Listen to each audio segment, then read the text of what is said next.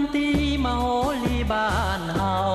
ของเดิมเก่าแต่โบราณนาการกองประสานเสียงละนาดของวงดังก้องส่งเสียงคุยเสียงแคนดังก้องส่งเสียงคุยเสียงแคน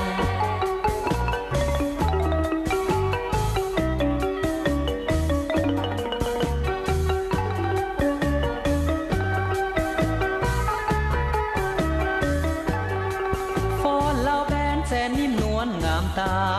ฟ้อนจำป่าเจ้าโสภาสดใสอยู่แดนใดหัวใจบ่ลืมแสนซาบซึ้งดังเสียงก่อแม่เอ๋ยแสนซาบซึ้งดังเสียงก่อแม่เอ๋ย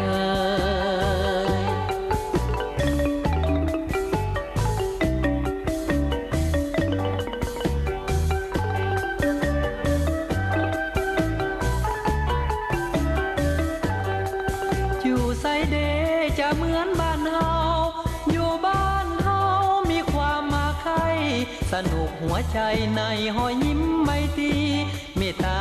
ลีน้องพี่ลาวเอ้ยเมตาลีน้องพี่ลาวเอ้ย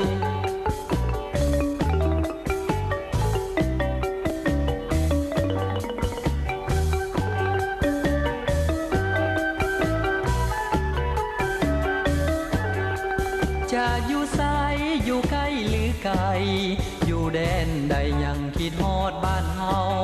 เสียงแค้นเจ้าลาวเอ่ยเข้าไปเฮาห่วมใจลาวเข้าเหนียวเสียงแคนเฮาห่วมใจลาวเข้าเหนียวเสียงแคน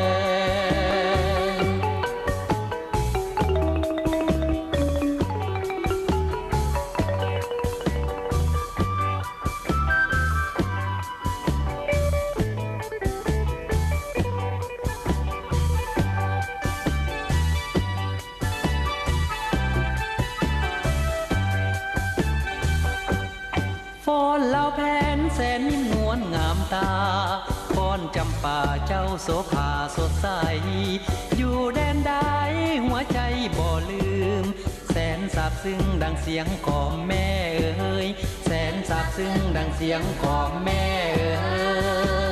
ยอยู่ไสเดจะเหมือนบ้านเฮาอยู่บ้านเฮามีความมาใคร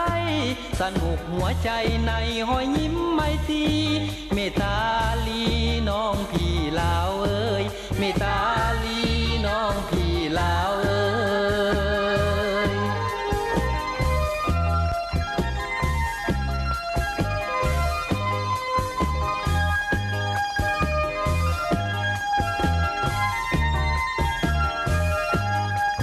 จะอยู่ไส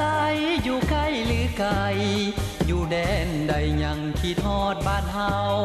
เสียงแค้นเจ้าลาวเอ่ยเข้าไปเฮาห่วมใจลาวเข้าเหนียวเสียงแคน